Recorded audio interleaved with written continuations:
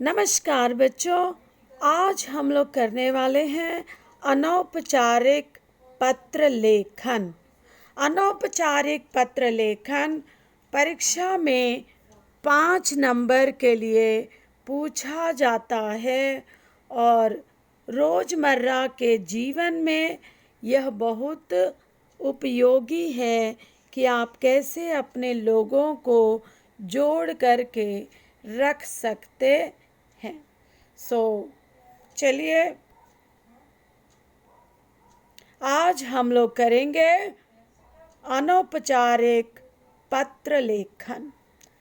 आप स्क्रीन पर देख रहे होंगे कि ये जो पत्र लेखन है कक्षा 5वीं, चौथी, 5वीं, 6ठी, 7वीं और 9वीं तक के बच्चों के लिए परीक्षा में पूछा जाता है।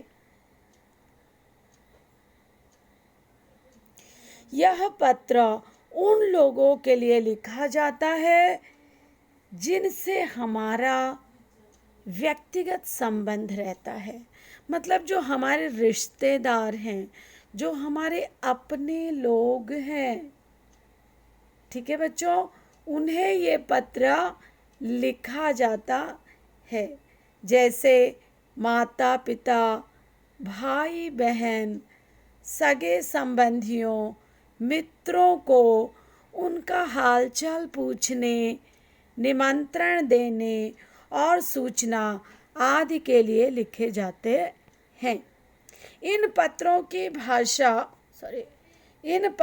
की भाषा के प्रयोग में थोड़ी ढील की जा सकती है, क्योंकि ये पत्र जो है घरेलू होते हैं और घरेलू पत्र हैं तो भाई हमारे जैसे संबंध है उसके अनुसार पत्रों की भाषा इत्यादि होती है। इन पत्रों में शब्दों की संख्या असीमित हो सकती है, मतलब हमारे जितने अपने जो सगे संबंधी हैं अगर बहुत अधिक प्यारे हैं तो जाहिर सी बात है कि आपका पत्र बहुत बड़ा हो सकता है, असीमित संख्या भी हो सकती है, क्योंकि इन पत्रों में इधर उधर की बातों का भी समावेश होता है। ठीक है बच्चों, 8वीं के बच्चों, मैंने सुना आपके माता पिता ने आपको पत्र लिखा है, तो आप भी अपने माता पिता को पत्र लिख सकते हैं, धन्यवाद कर सकते हैं कि इस महंगाई के काल में, इस कोरोना के काल में भी वो आपकी शिक्षा को सुचारू रूप से चलाने के लिए प्रयत्नशील हैं।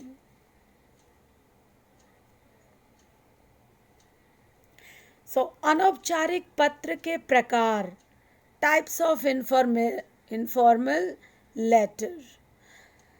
किन किन को पत्र लिखा जाता है, कैसे कैसे लिखा जाता है। भाई बधाई पत्र देनी हो, इस समय आपके 10वीं के बहुत सारे मित्र, 12वीं के बहुत सारे मित्र 90 से ऊपर अंक लेकर आए हैं, तो उन्हें आप कौन सा पत्र लिखेंगे?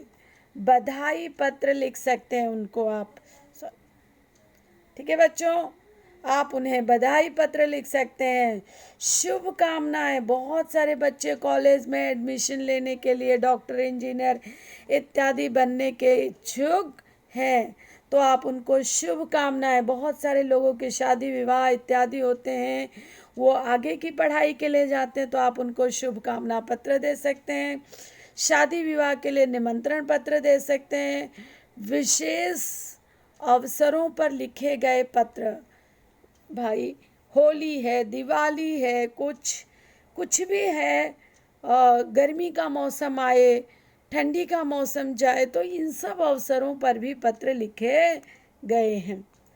सांत्वना पत्र, किसी को हिम्मत बढ़ाना हो, किसी को ढाढ़स बंधाना हो कि ठीक है परीक्षा में अभी अव्वल नहीं आए तो क्या हुआ, आगे आ सकते हो, तो इस प्रकार से ये सांत्वना पत्र लिखा जा सकता है।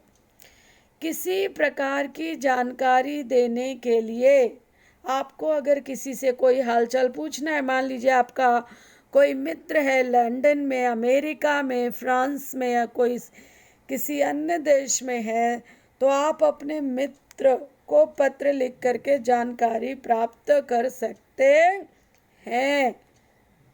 कोई सलाह देने के लिए, भाई आपका छोटा भाई है, छोटी बहन है, बड़े भाई बहन इत्यादि अगर हैं और उनको आप कोई सलाह देना चाहते हैं तो आप उनके लिए भी पत्र लिख सकते हैं। ठीक है बच्चों, पत्र तो पत्र है, आप अपने प्रियजनों को अच्छे से पत्र लिख सकते हैं। औपचारिक पत्र लिखते समय ध्यान रखने योग्य बातें। पहली बात है कि भाषा सरल व स्पष्ट होनी चाहिए। पत्र लेखक तथा प्रापक, जिसको प्राप्त करना है और जो लिखने वाला है, की आयु, योग्यता, पद आदि का ध्यान रखा जाना चाहिए। कि जिसे आप पत्र भेज रहे हैं, आप बड़े हैं, आप छोटे हैं, और यदि किसी बड़े को पत्र लिखते हैं तो उसकी भाषा बदल जाएगी, संबोधन बदल जाएगा।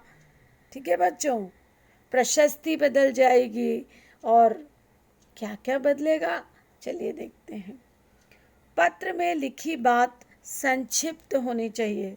पत्र का आरंभ अंत प्रभावशाली होना चाहिए। भाषा और वर्तनी यानी स्पेलिंग शुद्ध व लेख स्वच्छ होना चाहिए। अब सोचो, अगर आप किसी को पत्र लिखोगे और काट काट के आपने लिखा, आपने कट कर दिया, आपने लिखा, आपने कट कर दिया, सुंदर लगेगा? नहीं। सुंदर हस्ताक्षर में ये पत्र लिखे जाने चाहिए बच्चों। चलिए, पत्र प्रेषक व प्रापक वाले का पता साफ व स्पष्ट लिखा होना चाहिए। अगर पता आप सही सही नहीं लिखोगे तो चिट्ठी कहाँ से जाएगी आपकी? दूसरा पॉइंट, नेक्स्ट पॉइंट, कक्षा परीक्षा भवन से लिखते समय, ये बच्चों बहुत ध्यान देने की बात है कि अगर आप एग्जामिनेशन रूम से लिख रहे हैं, कक्षा में से लिख रहे हैं, तो नाम पता के स्थान पर क ख ग तथा पते के स्थान पर कक्षा या परीक्षा भवन लिखना चाहिए। तब अपना असली पता नहीं देना चाहिए जब आप एग्जामिनेशन हॉल में से लिख रहे हैं तब।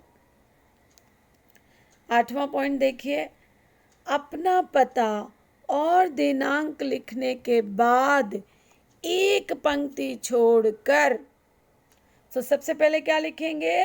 अपना पता आप लिखेंगे, और अपना पता लिखने के बाद में आप दिनांक डालेंगे, और दिनांक लिखने के बाद एक लाइन बच्चों छोड़ दीजिए, और उस एक लाइन को छोड़ करके आगे लिखिए। पत्र में बहुत अधिक काट छांट इत्यादि ना करें। ठीक है बच्चों, चलिए ओके।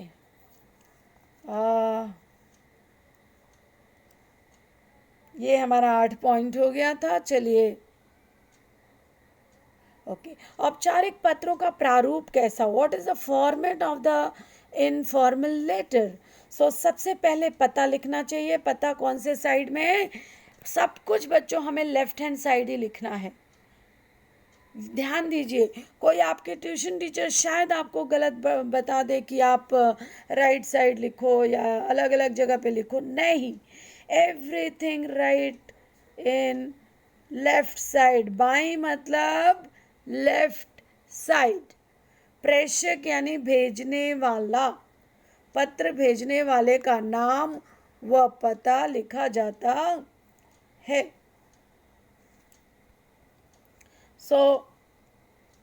दिनांक लिखिए बच्चों। दिनांक जिस दिन तारीख को लिखेंगे वो। फिर विषय, सिर्फ औपचारिक पत्रों अनौपचारिक पत्रों में विषय का प्रयोग नहीं किया जाता। सो आप विषय इस अनौपचारिक पत्र में नहीं लिखोगे। संबोधन, प्रापक, प्रापक यानी पत्र पाने वाला, जिस व्यक्ति को पत्र लिखा जा रहा है के साथ संबंध के अनुसार संबोधन प्रयोग किया जाता है। जैसे कि बड़ों के लिए क्या लिखोगे बच्चों? पूजनीय, पूज्य पिताजी, आदरणीय माताजी आदि शब्दों का प्रयोग किया जाता है। और छोटों के लिए प्रिय, प्रियवर, स्नेही आदि का प्रयोग किया जाता है। अभिवादन, बच्चों ये जो पेज है पत्रों का प्रारूप, इस पेज को आपके सामने जो ये पेज है इसको आप लिखोगे औपचारिक पत्रों का प्रारूप अपने नोटबुक में पहले आप उतार लोगे। अभिवादन, अभिवादन देखिए जिसको पत्र लिखा जा रहा है उसके साथ में संबंध के अनुसार नीचे वाली लाइन में लिखेंगे सादर प्रणाम। अगर कोई बड़ा है, पिताजी, माताजी, दादा, दादी, नाना, नानी, जो भी आपसे उम्र में बड़ा है उसको सादर प्रणाम, चरण स्पर्श। छोटे को नमस्ते, नमस्कार। फ्रेंड को नमस्कार, मधुर, प्रिय, मधुर प्यार इत्यादि आशीर्वाद, ये सब अभिवादन के रूप में दिया जाता है। ओके, छठा पॉइंट देखिए, मुख्य विषय। मुख्य विषय को मुख्यतः आप जो मैटर लिखेंगे, बॉडी लिखेंगे लेटर का, उसे 3 पैराग्राफ में विभाजित करना चाहिए। पहले अनुच्छेद की शुरुआत कुछ इस प्रकार होनी चाहिए। मैं यहाँ कुशल पूर्वक आशा करता हूँ कि आप भी वहाँ कुशल पूर्वक होंगे। So this can be your first line. दूसरे अनुच्छेद में जिस कारण पत्र लिखा गया उस बात का उल्लेख किया जा सकता है कि आपने पत्र क्यों लिखा है। मान लीजिए आपको कॉलेज का फीस भरने के लिए, हॉस्टल का फीस भरने के लिए पैसे मंगवाने हैं तो आप उसका उल्लेख 2nd पैराग्राफ में कर सकते हैं। या आपका कॉलेज आपको कहीं शैक्षणिक पिकनिक पर ले जा रहा हो तो उसकी अनुमति मांगने के लिए आप दूसरे पैराग्राफ में लिख सकते हैं। पहले पैराग्राफ में हलचल लिखेंगे, दूसरे पैराग्राफ में जिस चीज़ के लिए पत्र लिखा है वो, तीसरे पैराग्राफ में समाप्ति से पहले कुछ वाक्य परिवार व संबंधियों की कुशलता के लिए लिखने चाहिए। जैसे कि मेरी तरफ से बड़ों को प्रणाम, छोटों को आशीर्वाद व प्यार आदि। समाप्ति कैसे करेंगे? अंत में अपना नाम, प्रेषक यानी भेजने वाले का नाम, आपका पुत्र, आपकी पुत्री, आपकी भतीजी, ये लिखा जाता है बच्चों। इस प्रकार इस पेज को 1 से लेके ये 7 पॉइंट प्रारूप के आप अपनी नोटबुक में लिखोगे। ओके, सो अब देखिए कि प्रशस्ति कैसे लिखी जाएगी। अनौपचारिक पत्र की प्रशस्ति। प्रशस्ति यानी आरंभ में लिखे जाने वाले आदर पूर्वक शब्द। अपने से बड़े आदरणीय संबंधियों के लिए, आदरणीय, पूजनीय, श्रद्धेय, दीज आर वर्ड्स। चिल्ड्रन ये अपनी नोटबुक में आप लिख लीजिएगा। श्रद्धेय, पूज्य, पूजनीय, आदरणीय। और अभिवादन में क्या लिखोगे? सादर प्रणाम, सादर चरण स्पर्श, सादर नमस्कार आदि। और समाप्ति कैसे करोगे? आपका बेटा, आपका पोता, नाती, बेटी, पोती, नातिन, भतीजी, जैसा आपका संबंध हो वैसा लिखना होता है। अगर भतीजा लड़की है तो भतीजी, ठीक है। दूसरा पॉइंट देख लीजिए, अपने से छोटों या बराबर वालों के लिए क्या लिखने का। उस प्रशस्ति में आता है प्रिय। प्रिय, अपनी छोटी बहन का नाम लिख सकते हैं, बड़े भाई प्रिय, छोटी मतलब छोटे लोग जो आपसे उम्र में छोटे हैं। चिरंजीव, प्यारे, प्रिय मित्र आदि। अभिवादन में क्या लिखा जाता है? नमस्कार की जगह पे मधुर स्मृतियाँ, सदा खुश रहो, सुखी रहो, आशीर्वाद आदि। समाप्ति, तुम्हारा, तुम्हारा मित्र, तुम्हारा हितैषी, तुम्हारा शुभ चिंतक आदि ऐसे लिखा जाता है।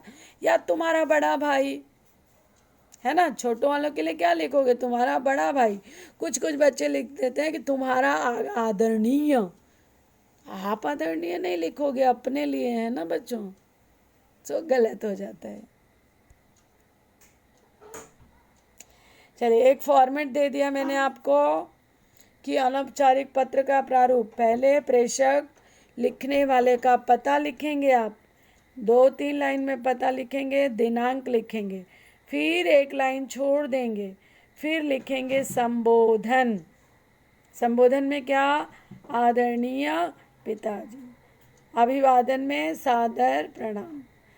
फर्स्ट अनुच्छेद कुशल मंगल समाचार पूछेंगे, दूसरा अनुच्छेद में विषय वस्तु के बारे में पत्र लिखना है, और तीसरा अनुच्छेद समाप्ति करेंगे और प्रापक के साथ अपना संबंध लिखेंगे या लिखेंगे पत्र की प्रतीक्षा में, है ना। फिर अपना नाम लिखेंगे और ये फॉर्मेट भी अपनी नोटबुक में आप उतार लीजिएगा बच्चों।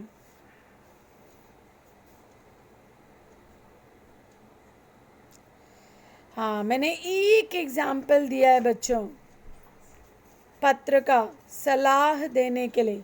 यदि आप परीक्षा भवन में बैठकर लिख रहे हैं तो आप अपने पते की जगह पे क्या लिखेंगे? परीक्षा भवन लिखेंगे। उदाहरण देखिए, अपनी बहन को पत्र लिखकर योगासन करने के लिए प्रेरित कीजिए। सो लिखने वाले ने अपना पता में क्या लिखा है? परीक्षा भवन, अबस, दिनांक 27 अप्रैल 2019। प्रिय बहन, सदा खुश रहो। संबोधन में क्या आया है? प्रिय बहन। और अभिवादन में क्या आया है? सदा खुश रहो। मैं यहाँ कुशल मंगल हूँ, आशा करता हूँ कि वहाँ पर भी सब कुशल मंगल होंगे। अभी अभी मुझे पिताजी का पत्र प्राप्त हुआ और उनसे घर के सभी समाचार ज्ञात हुए।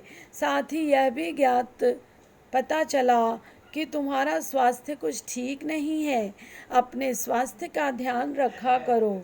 तुम्हें तो पता ही है कि पहला सुख स्वस्थ शरीर को कहा जाता है। इसके लिए आवश्यक है कि तुम हमेशा योगासन किया करो। भाग दौड़ भरी जिंदगी में व्यस्त रहने के कारण कोई भी स्वास्थ्य की ओर ध्यान नहीं देता।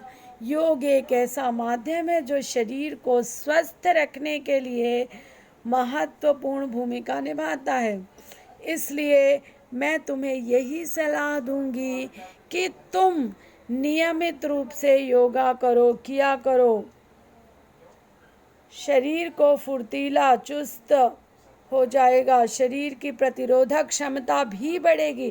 भाषा देखिए बच्चों, आशा करती हूँ कि तुम इस सलाह को मानोगी, अपने जीवन में योग को महत्व दोगी। मुझे पूर्ण विश्वास है कि तुम जल्द ही स्वस्थ हो जाओगी। फिर माता पिताजी को प्रणाम, छोटे भाई को ढेर सारा प्यार, तुम्हारी बड़ी बहन आशा। ठीक है बच्चों, तो इस तरह से आप 2 पैराग्राफ, 1 पैराग्राफ, अच्छा हो कि 3 पैराग्राफ, मतलब इसी में जो दूसरे पैराग्राफ में लिखा है, you can divide into 3 parts, okay, and you can write letter. ये तो बच्चों मैंने परीक्षा भवन में इसका बताया। दूसरा, चलिए अगर आप घर से लिख रहे हैं तो क्या लिखेंगे? चलिए,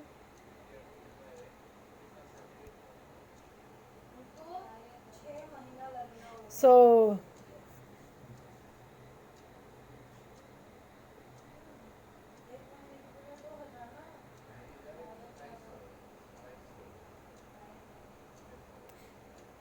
सो बच्चों ये दूसरा पत्र एग्जाम्पल 2 था, संवेदना पत्र। ये पत्र अपने मित्र के पिता के सीमा पर शहीद हो जाने का समाचार प्राप्त होने पर अपनी भावनाएं व्यक्त करते हुए मित्र को संवेदना पत्र लिखिए। सो बच्चों यहाँ पे देखिए पता में क्या लिखा है।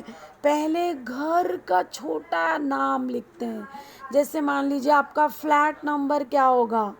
सीधे दिल्ली मुंबई कलकत्ता पे नहीं आया जाता, पहले छोटे से बड़ा, मतलब घर से बाहर घर का नंबर अगर वो 34 है और गली नंबर 160 है, नगर का नाम रामनगर दिल्ली इत्यादि।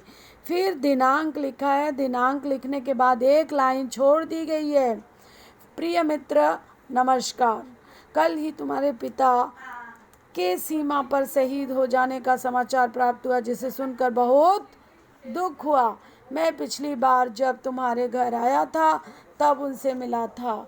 वे एक बहादुर सिपाही थे जिन्होंने प्राणों की परवाह न करते हुए देश के लिए आहुति दे दी। इस समाचार को सुनकर जहाँ एक और अपार, ये बच्चों और नहीं होगा और होगा, एक और अपार दुख हो रहा है, वहीं दूसरी ओर गर्व भी महसूस हो रहा है। ईश्वर के आगे किसी की भी नहीं चलती है। हमारे जीवन की डोर उन्हीं के हाथों में है। मुझे आभास है कि पिताजी के आकस्मिक निधन से पूरे परिवार पर विपत्ति, पूरे की भी स्पेलिंग बड़ी आएगी बच्चों, बड़ी की मात्रा आएगी, पूरे परिवार पर विपत्ति का पहाड़ टूट पड़ा है तथा जिम्मेदारी अब तुम पर आ गई। तुम अपनी माँ तथा भाई को धीरज बंधाना, साथ ही साथ स्वयं भी धैर्य के साथ कार्य करना। मेरी ईश्वर से प्रार्थना है कि वह तुम्हें और तुम्हारे पूरे परिवार को, पूरे की स्पेलिंग करेक्ट कर लीजिएगा, प में बड़ी ऊ की मात्रा आएगी, को दुख की इस घड़ी में ताकत प्रदान करें। ईश्वर से प्रार्थना करता हूँ कि दिवंगत की आत्मा को शांति प्रदान करे। तुम्हारा मित्र सुरेश। सो बच्चों इस प्रकार से मैंने 2 एग्जाम्पल दिए आपको। आप ये दोनों एग्जाम्पल अपनी नोटबुक में उतार लीजिएगा, फॉर्मेट उतार लीजिएगा। अगली बार पत्र जब लेकर आऊँगी तो और 3-4 उदाहरणों के साथ में आऊँगी। 9th के बच्चों का और 6th स्टैंडर्ड को ये पूरे 5 नंबर का परीक्षा में पूछा जाता है। तो चलिए 5 में से 5 प्राप्ति के लिए आप सबका बहुत बहुत बहुत बहुत शुभेच्छा देती हूँ। धन्यवाद।